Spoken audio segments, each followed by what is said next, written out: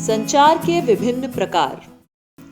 अब जब हमने कंपोनेंट्स ऑफ कम्युनिकेशन के बारे में जान लिया है, तो आइए विभिन्न प्रकार के संचार के बारे में और जानें, जिनका उपयोग हम अपने विचारों को व्यक्त करने के लिए कर सकते हैं। औपचारिक संचार यानी फॉर्मल कम्युनिकेशन आधिकारिक जानकारी के उस प्रवाह को कहते हैं जो उचित, पूर्व निर्धारित चैनलों और मार्गों के माध्यम से किया जाता है। इस प्रकार के संचार में सूचना के प्रवाह को नियंत्रित किया जाता है और रिसीवर तक इसे ठीक से पहुंचाने के लिए खास प्रयास की आवश्यकता होती है। फॉर्मल कम्युनिकेशन एक पदानुक्रमित संरचना और कमांड की श्रृंखला का अनुसरण करता है। आपके बॉस को लिखा गया ईमेल फॉर्मल कम्युनिकेशन माना जाता है, इसलिए उनको सम्मान दिखाने के लिए आप इसे उचित तरीके से लिखते हैं। दूसरी ओर अनौपचारिक संचार यानी इनफॉर्मल कम्युनिकेशन नियमों और संरचनाओं द्वारा नियंत्रित नहीं होता। यह संगठन के भीतर या लोगों के बीच स्वतंत्र रूप से चलता है और पूर्व परिभाषित चैनलों और संचार मार्गों से बंधा नहीं होता।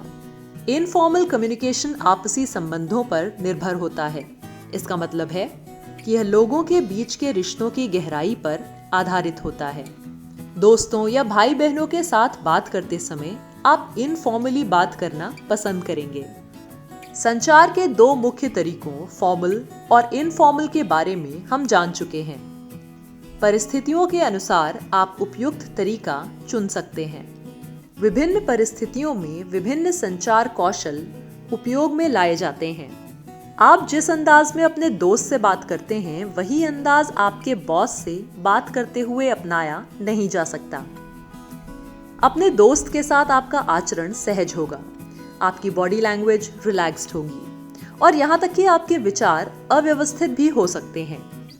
लेकिन अपने बॉस से बात करते समय आप सीधे बैठेंगे या खड़े होंगे।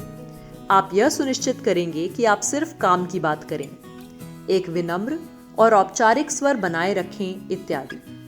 फॉर्मल बनाम इनफॉर्मल संचार के भेद के अलावा लोगों की संख्या के अनुसार भी कम्युनिकेशन पैटर्न बदलते हैं।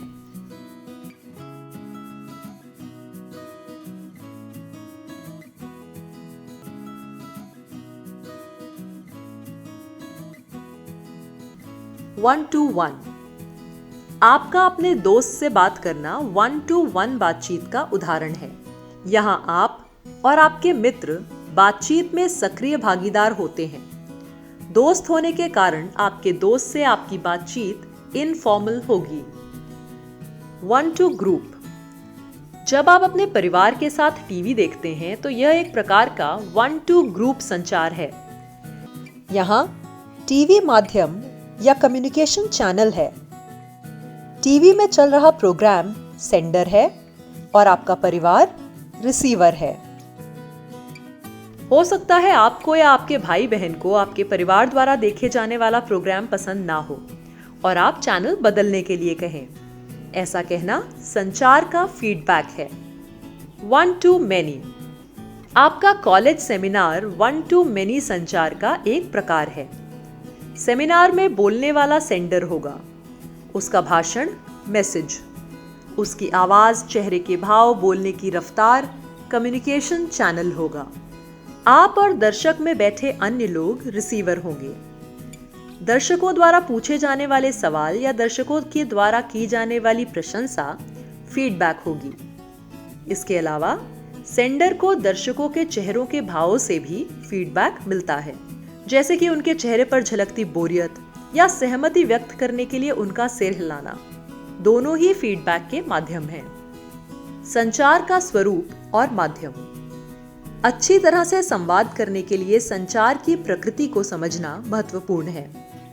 यह पता होना जरूरी है कि चुना गया संचार का प्रकार किस परिस्थिति के लिए उपयुक्त होगा, औपचारिक घटना के लिए, 1-to ग्रुप के लिए इत्यादि। संचार के लिए उपयोग किए जाने वाला माध्यम भी महत्वपूर्ण होता है। निम्नलिखित संचार के माध्यम हो सकते हैं: डिजिटल मीडियम या माध्यम, वर्बल मीडियम या मौखिक माध्यम, नॉन वर्बल मीडियम या गैर मौखिक माध्यम, विजुअल मीडियम या दृश्य माध्यम। संचार शैली का चयन इन बातों पर निर्भर करता है: दर्शकों की जरूरत, भेजा जाने वाला मैसेज, मैसेज के जरिए आप क्या प्रभाव डालना चाहते हैं, इत्यादि। उदाहरण के लिए, जो लोग टीवी विज्ञापन बनाते हैं वो समझते हैं कि प्रभावी ढंग से अपना संदेश देने के लिए उनके पास सीमित समय है, आमतौर पर 1 से 1.5 मिनट। वो समझते हैं कि यह संचार इनफॉर्मल होगा क्योंकि वे दर्शक के साथ संबंध स्थापित करना चाहते हैं और व्यक्तिगत रूप से बात करना चाहते हैं। अपने संदेश को दर्शकों तक पहुंचाने के लिए वो आकर्षक गीत बनाते हैं, विशेष प्रकार की रंग योजना का उपयोग करते हैं, यहाँ तक कि एक लोकप्रिय अभिनेता को भी नियुक्त करते हैं और उस भाषा का उपयोग करते हैं जो उनके उत्पाद के लक्षित दर्शकों के लिए सर्वोत्तम है। इस तरह का संचार निम्नलिखित का उपयोग करता है: digital medium, informal communication, visual communication, 1-to-1, 1-to-group और 1-to-many कम्युनिकेशन। यहाँ हमारी रोजमर्रा की बातचीत का विश्लेषण करना उपयोगी होगा। अपने पिछले सेशन को याद करें, जब आप सेशन में भाग ले रहे थे और ट्रेनर किसी अवधारणा को समझा रहे थे तो किस प्रकार के संचार का उपयोग किया जा रहा था।